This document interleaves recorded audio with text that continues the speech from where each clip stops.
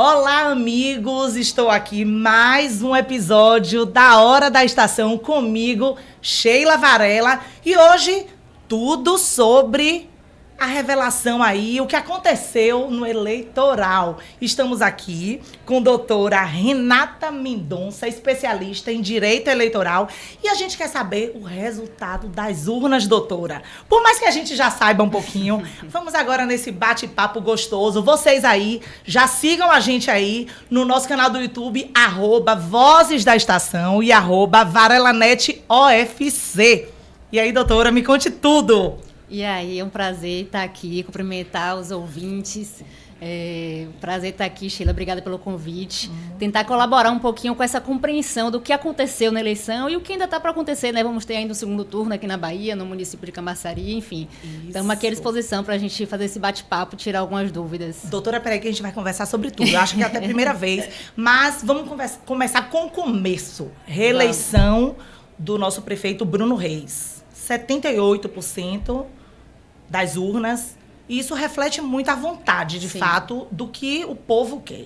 A voz do povo é a voz de Deus, e aí deu Bruno Reis. E aí, em Salvador, estamos com as eleições decididas, encerradas, né? Lideranças políticas consolidadas, enfim.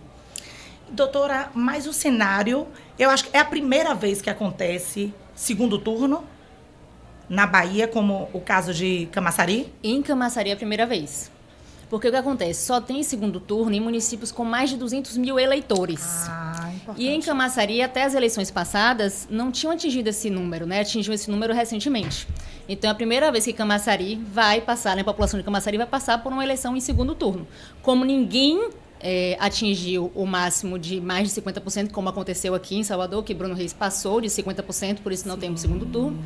Em Camaçari isso não ocorreu, ninguém atingiu 50% mais um dos votos. Então lá teremos segundo turno pela primeira vez. Então a conta é essa, doutora, 50% mais um. Exatamente. E depende então do número de habitantes. Isso. Que foi o caso de Camaçari. Exatamente. Só em alguns municípios aqui na Bahia nós teríamos a possibilidade de ter segundo turno. Salvador teria essa possibilidade, mas não teve porque o primeiro colocado teve a maior parte dos votos. Em Feira de Santana também teria a possibilidade de ter segundo turno, mas também não teve, foi decidida em primeiro turno. Vitória da Conquista, um caso à parte também para a gente conversar, mas também é uma cidade que poderia ter segundo turno, e Camaçari. E em Camaçari teremos, né, já que foi uma eleição até apertada, mas que não restou decidida ainda em primeiro turno. E, doutora, falando aqui sobre resultado, sobre tudo isso que está, de fato, que já aconteceu, né? Que agora votou, o resultado está aí. Foi uma eleição de paz, podemos dizer, em número, juridicamente falando. Olha, nos municípios que eu atuei, os municípios que eu tenho notícia, enfim, me parece uma eleição bem tranquila, né? A gente achou que ia ter novidades, essa questão mesmo sobre o deepfake, as inteligências artificiais, né? Se projetou que isso fosse ser um grande problema, mas parece que nessas eleições a gente continuou com os velhos problemas e não com novos problemas. Mas, no geral, a impressão que eu tenho é que tivemos eleições tranquilas, né? Com pouca violência, enfim, felizmente, né? O que é bom para a nossa democracia aqui na Bahia. Doutora, aí a gente vai na pesca, né? Fiz aqui. Nós tivemos 24 vereadores na capital, falando, reeleitos, né? Eu vou até citar os nomes, né, dos nossos candidatos eleitos, contando com os reeleitos, né? A nossa lista. O fenômeno, que é Jorge Araújo, quero aqui parabenizar, dizer que é um querido, um amigo, um colega, um homem de trabalho e que foi a maior surpresa das nossas eleições, né? O vereador mais votado ultrapassou 36 mil votos e para a gente não deixa de ser surpresa, né? Então vou começar aqui a lista.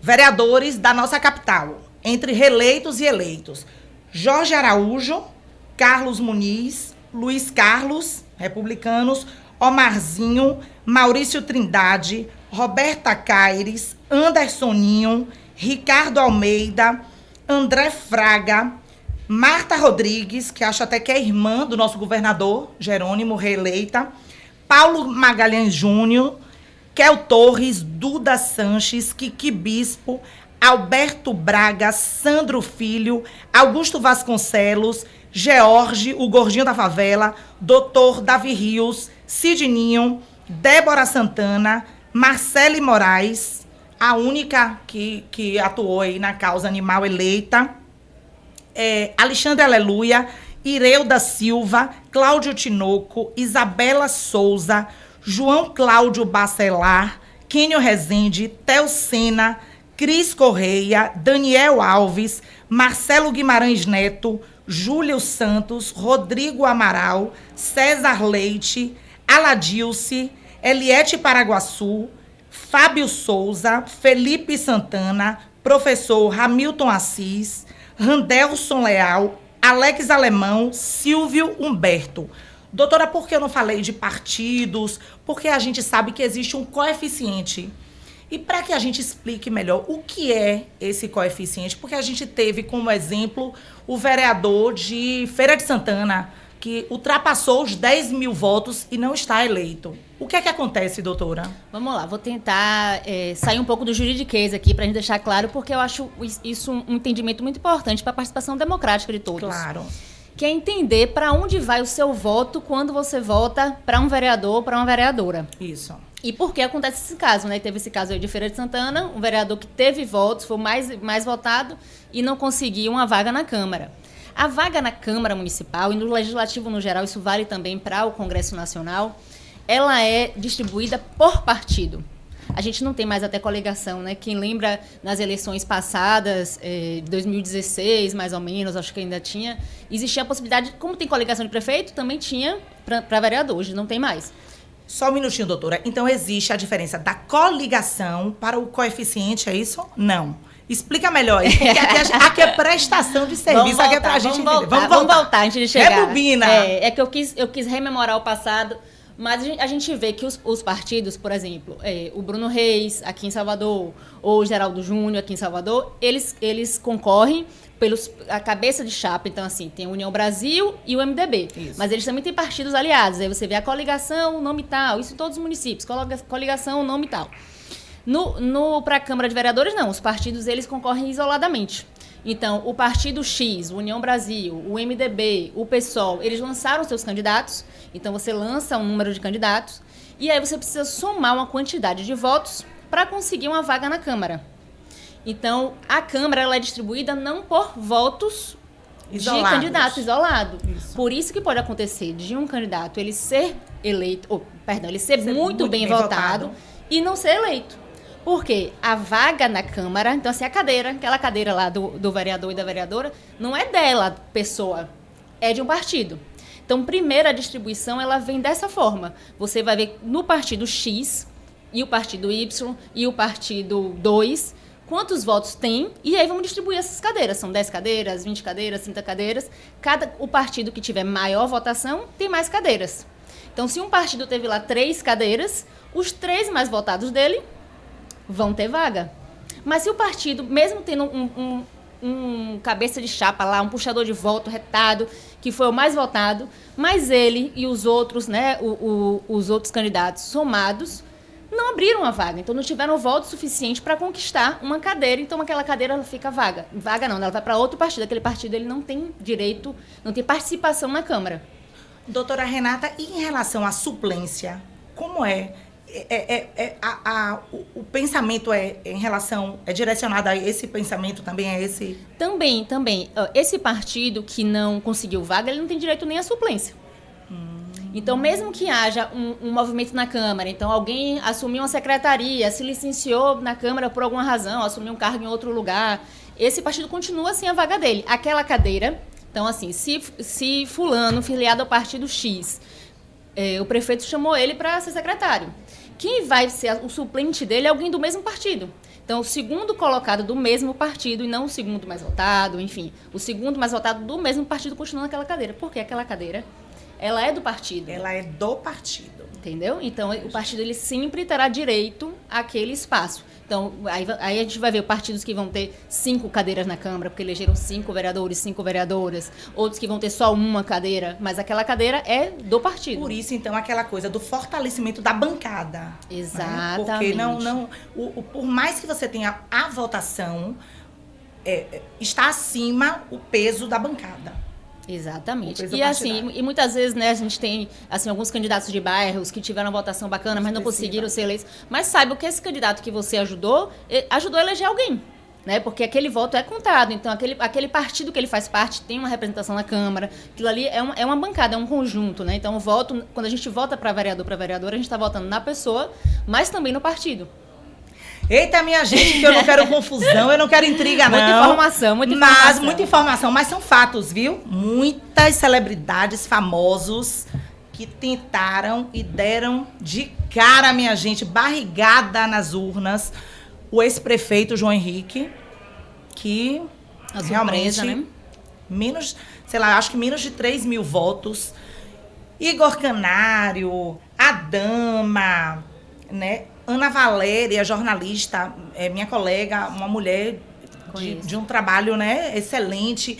Mas eu acho assim que as pessoas, elas têm um bom propósito. Com certeza. Quando elas se colocam à frente. Porque às vezes tem a coisa de querer modificar, de querer mudar, de querer agir. E aquela coisa do homem bom no lugar certo, na hora certa, porque nós somos seres políticos, mas às vezes não dá certo. Né, doutora? É aquela tentativa frustrada que... Mas assim, mesmo com a intenção frustrada, no sentido de não ter alcançado a vaga, participou do debate, né? Eu acho que colaborou para a democracia, trouxe à tona temas que para aquela pessoa, para aquela comunidade são relevantes. Então, todo mundo, toda a participação aí, ela é importante para esse processo da eleição. E tem muita gente que perdeu, mas ganhou, né? Ganhou porque é um projeto que, às vezes, a gente pode trabalhar mais 4 anos. Sim, com certeza. E você deixa um trabalho, um serviço prestado. Doutora, sobre a questão de Vitória da Conquista, de fato, o que está acontecendo? Porque a prefeita parece que foi eleita, né? Teve uma votação que fez com que ela se tornasse eleita, mas ela não pode, até então, se colocar como a prefeita da cidade. Por quê? O que é que está acontecendo? Na verdade, a Justiça Eleitoral ainda não declarou ela eleita, não declarou ninguém eleito em Vitória da Conquista. Porque ela concorreu com um registro de candidatura sob júdice. Né? Ela conseguiu um deferimento na zona eleitoral, que é lá em Conquista, mas quando veio recorrendo para o tribunal, que é o Tribunal Regional Eleitoral da Bahia, o tribunal indeferiu o registro dela. Só que isso ainda não se tornou definitivo. No juridiquês é transitar em julgado. Mas, em resumo, ainda cabe recurso. Ela está em sede de recurso, ela tem a chance de questionar a legitimidade dessa decisão ao Tribunal Superior Eleitoral. Então, o que a gente tem é uma candidata que teve mais de 50% dos votos. Então, no caso, mesmo sendo um município de segundo turno, ela estaria, em tese, eleita já em primeiro turno. Mas os seus votos, eles não são contabilizados. Porque por essa situação de estar com o registro indeferido ainda sem definição. Então fica como se tivesse engavetado numa caixinha, né? Imaginemos assim, até que o Tribunal Superior Eleitoral também delibere sobre isso e a gente tenha uma decisão definitiva. Aí vamos lá, decisão definitiva. Isso. Esse assunto, doutora, foi um dos assuntos mais citados, né, nacionalmente. Sim. Caso seja indeferido, o que é que vai acontecer? Pronto. Se ela conseguir reverter a situação dela, que é indeferimento, ela é declarada eleita pela justiça, tomará posse normalmente. Caso ela não consiga reverter a situação e ela mantenha com o registro indeferido, nós teremos novas eleições no município de Vitória da Conquista. Um caso excepcional, né, doutora? Um caso excepcional. Então, seria uma nova eleição. A eleição ela é declarada nula, né? Porque mais da metade dos votos que seriam dela seriam declarados nulos. Porque foram dados a uma candidata com registro indeferido. Então, se ela não conseguir reverter, Vitória da Conquista terá que passar por novas eleições. Isso aí, estamos aqui com a doutora Renata Mendonça, especialista em direito eleitoral, para a gente falar disso, resultado das urnas, o que as pessoas precisam saber. E, doutora, eu acho que cada campanha, cada situação é diferente, ano após outro, e esse ano foi difícil, não foi, doutora? Qual foi o município, doutora, que mais que mais teve atraso aí foi o quê? Foi Camaçari ou Lauro de Freitas? Quem mais teve atraso na apuração, Na apuração. Pronto, foi Camaçari. Camaçari foi acho, quase meia-noite que foi sair o resultado de Camaçari. Isso. Uma eleição dura, né? Que viu bem voto a voto. Turno. Que vai para o segundo turno e que demorou bastante de sair o resultado, que é uma coisa um pouco incomum, mas às vezes acontece por distritos que são distantes, essa comunicação com a Justiça Eleitoral às vezes pode dar esse atraso. E a gente está um pouquinho mal acostumado, né? Porque aqui no Brasil, geralmente a contabilização dos votos são bem rápidas, né? A gente tem uma Justiça Eleitoral bem eficiente nesse sentido. E aí a Camaçari viveu essa angústia. Na verdade, como quase todos os municípios já tinham acabado, todo mundo virou os olhos para Camaçari para ver o resultado de lá. E acho assim, como a gente estava falando que existe esse trabalho da bancada e tudo, depois dos vereadores eleitos, eu acho que dá uma complicada aí, mas vamos aguardar o resultado do segundo turno. Exatamente. Não é isso, está na mão dos eleitores de Camaçari. Nas mãos dos eleitores de Camaçari. E tem muita gente que agora pode respirar, né? Tranquilo, depois de muito trabalho. Os advogados eleitoralistas são casos. Me conte aí, doutora. Ave Maria, é uma época de um trabalho muito, muito intenso. E aí a gente chega, depois que passa a eleição, estamos todos esgotados, mas satisfeitos também pelo trabalho feito. Enfim, a gente que mexe com isso, trabalha com isso, também acaba gostando muito, né, da política. Olha, enfim. A doutora aqui acaba sendo uma médica plantonista, não é isso, doutora? Porque eu sei que não dorme. Não, exatamente. Me conte aí um pouquinho. Essa vivência, esse dia a dia. A gente abraça, assim, a gente sabe, quem vive a eleição por outros lados, além do jurídico, sabe como é essa angústia, né? Então, assim, as decisões rápidas que precisam ser tomadas, muitas vezes um candidato está sofrendo uma ofensa à honra e precisa resolver isso, enfim. Então, a gente acaba abraçando essa angústia dos clientes também, né? A gente entende como precisa ser célere, então é atendendo um celular de 5 horas da manhã até meia-noite, enfim, resolvendo. A gente abraça realmente para que a gente possa, de fato, dar o melhor para os clientes e também para colaborar para a democracia como um todo, né? Que o papel da advocacia, né, na eleição também é de muita importância. Aproveitar aqui para dar os parabéns à doutora pelo trabalho. Obrigada. E eu sei que é muita dedicação, né, doutora? É gostar demais, é amar demais o que faz. Doutora, vamos para uma curiosidade. Acho que aconteceu em Minas Gerais. Eleição em Minas, eu acho que é em Auma, o município, não tenho certeza. Empatada, 2.434 votos, né, para um candidato chamado Carlinhos e um outro candidato, Zuma. Venceu Zuma porque era mais velho, doutora. Me conte aí. A Justiça Eleitoral prevendo possibilidades como essa, que são raras, mas que podem acontecer. Muitas vezes acontece do candidato lá perder por um voto, e aí aquela raiva, meu Deus, foi fulano de tal que não votou em mim. No interior acontece muito isso, né? Às vezes nas eleições apertadinhas. Mas prevendo essa possibilidade de haver um empate, existem regras objetivas para desempatar. E uma regra objetiva da lei, da legislação, né, prévia, é que vai vencer o candidato mais velho. Novidade. É uma regra realmente aleatória. Podia ser alfabético. Fiquem sabendo aí, viu, gente? Quer dizer que vence, então, o mais velho, doutora. Vence o mais velho. Quem nasceu primeiro vai tomar posse. Quem nasceu primeiro toma posse. Eu acho que isso já acontece. Isso não é uma coisa, lógico, isso é raríssimo. Isso é raríssimo, mas pontualmente já aconteceu. Mas é como agora, né? Você vê que a gente tem um caso para contar no Brasil todo, assim, é uma coisa muito pontual, mas acontece. E às vezes acontece com vereador, mais comum até de acontecer. Ah, é com vereador? Doutora, e parabenizando, né, o nosso prefeito reeleito, Bruno Reis, teve mais de 78% dos votos, né? Teve o prefeito mais votado do Brasil, João Campos, um menino jovem também, que ultrapassou 85% da votação. A gente pensa que não, mas hoje, cada vez mais, eu acho que está comum isso, não é, doutora? A gente tem uma tendência natural a reeleger. Isso. A gente tem essa tendência natural a reeleger. Mas existem alguns casos que são fenômenos. O caso de João Campos é um fenômeno, né? Ele foi um fenômeno de comunicação, ele comunicou muito bem. Né? Que às vezes não é só você fazer um bom trabalho de gestão, mas você também saber passar isso para o eleitor. Tanto que foi um case de sucesso. Eu sei que na comunicação, no direito, todo mundo fica, né, de olho no que ele estava fazendo na comunicação, tanto dentro da própria prefeitura, como depois, durante a campanha. E aí isso refletiu nas urnas, de fato, né? E ele teve alguma união, eu lembro que ele se uniu à prima, enfim. Então, tem uma conjuntura política ali muito favorável para ele. Doutora, e a urna eletrônica é segura?